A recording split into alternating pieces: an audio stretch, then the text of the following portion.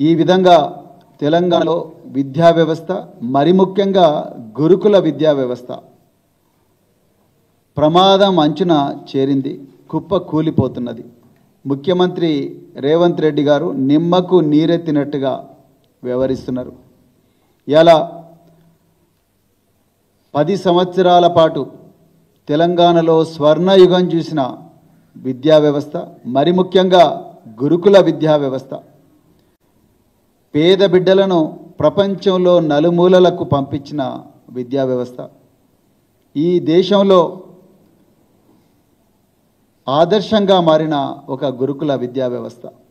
ఈ దేశంలో ఎక్కడ లేని విధంగా విద్యార్థులకు ఎంతో గొప్పగా చదువు చెప్పి పేద బిడ్డలు తమకు తామే పేదరికం యొక్క సంఖ్యలను తెంచుకొని ప్రపంచ ఆర్థిక వ్యవస్థలో ఆత్మవిశ్వాసంతో అడుగుపెట్టడానికి కేసీఆర్ గారు అహోరాత్రులు శ్రమించి వేసిన ప్రణాళిక మూలంగా బాగుపడ్డ ఈ విద్యా వ్యవస్థ ఈరోజు ప్రమాదం అంచున చేరింది.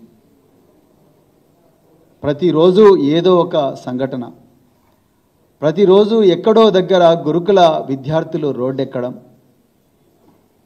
చాలా చోట్ల 2వ తరగతి 3వ తరగతి 4వ తరగతి చదువుతున్న ప్రభుత్వ పాఠశాల విద్యార్థులు మధ్యాహ్న భోజనం సరిగా లేదని పాఠశాలల్లో పలకా బలపం పట్టుకొని చక్కగా పాఠాలు నేర్చుకోవాల్సిన విద్యార్థులు ఈరోజు అదే ప్లేట్లు పట్టుకొని అదే గ్లాసులు పట్టుకొని మాకు మంచి అన్నం పెట్టండి అని చెప్పేసి కలెక్టర్ల కార్యాలయాల దగ్గరికి రోడ్ల మీద భారీ వాహనాలు వస్తుంటే కూడా చిన్నారి బిడ్డలు వాళ్ళు నడుచుకుంటూ పోతున్న దారుణమైన పరిస్థితి.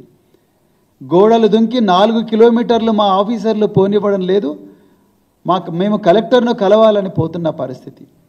ఒకటే జిల్లాలో 3 సార్లు విషాహారం తిని పేద బిడ్డలు ఆసుపత్రి పాలైన పరిస్థితి.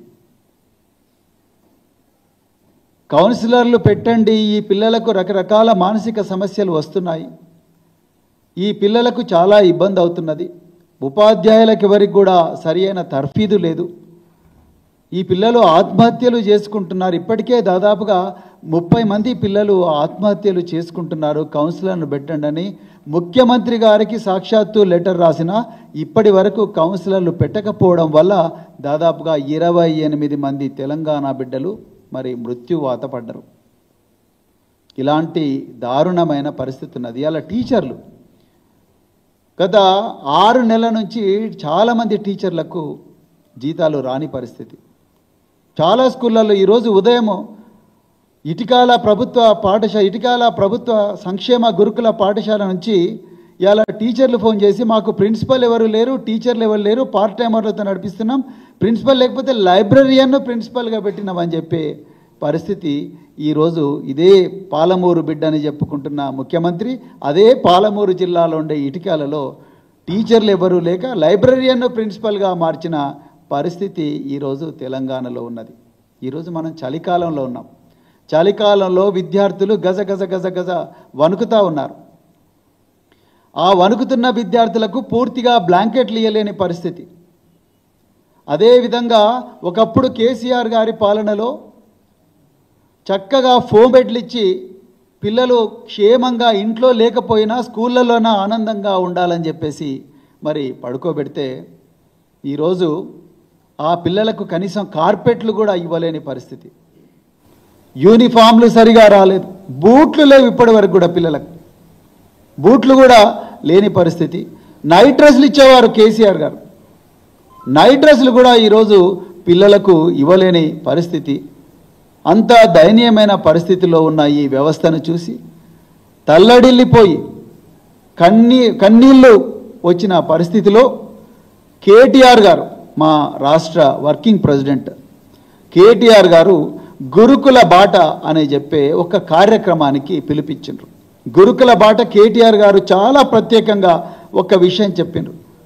బీఆర్ఎస్వి భారత రాష్ట్ర సమితి విద్యార్థి విభాగం బీఆర్ఎస్వి విద్యార్థులు గురుకుల పాఠశాలలు కానీ ప్రభుత్వ పాఠశాలలు కానీ రకరకాల పాఠశాలలు ప్రభుత్వ ఎయిడెడ్ పాఠశాలలు కానీ ఇంకేవైనా పాఠశాలలు తెలంగాణ బిడ్డ చదువుతున్న పాఠశాలల్లో విద్యార్థులకు ఎదురవుతున్న సమస్యలను అధ్యయనం చేసి మా పార్టీ వ్యవస్థాపకులు కేసీఆర్ గారికి, కేటీఆర్ గారికి, వర్కింగ్ ప్రెసిడెంట్ గారికి ఒక రిపోర్టు ఇవ్వాలని వాళ్ళు సంకల్పించారు. ఆ రిపోర్టు ఆధారంగా రకరకాల వేదికల మీద ఈ తెలంగాణలో ఒకప్పుడు స్వర్ణయుగం చూసిన విద్యాలయాలు ఇవాళ ఎందుకు శిథిలావస్థకు చేరినాయి అన్న విషయాలను చర్చించాలని చెప్పేసి వారు గురుకుల బాట అనే ఒక కార్యక్రమం, చాలా మంచి చరిత్రాత్మకమైన కార్యక్రమానికి మీరు జాగ్రత్తగా తెలంగాణ ప్రజలు గమనించాలి.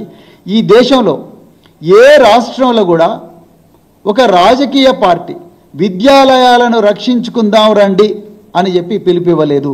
మీరు చూడండి, మీరు గత 10 సంవత్సరాలు మన విద్యాలయాలను రక్షించుకుందాం రండి అని ఏ రాజకీయ పార్టీ కూడా ఇవ్వలేదు. ఇలా కేటీఆర్ గారు అత్యంత ప్రగతిశీల భావాలున్న ఒక రాజకీయ నాయకుడు, పరిణతి ఉన్న రాజకీయ నాయకుడు, ఓపెన్గా ఆలోచించే ఒక రాజకీయ నాయకుడు, తెలంగాణ ఒక 50 సంవత్సరాల తర్వాత ఏ విధంగా ఉండాలని ఒక స్పష్టమైన ఆలోచన, ఒక ప్లాన్, ఒక రోడ్ మ్యాప్ తెలిసిన ఒక రాజకీయ నాయకుడు ఈ తెలంగాణలో శిథిలమైపోతున్న ఈ తరాన్ని కాపాడుకోవడం కోసం గురుకుల బాట అనే పిలిపించారు. ఈ పిలుపు ఇచ్చిన వెంటనే కాంగ్రెస్ పార్టీ వెన్నులో చలిబుట్టింది. ఈ తెలంగాణ ప్రజలందరూ కూడా గమనించాలి. కాంగ్రెస్ పార్టీ ముఖ్యమంత్రి వెన్నులో చలిబుట్టింది.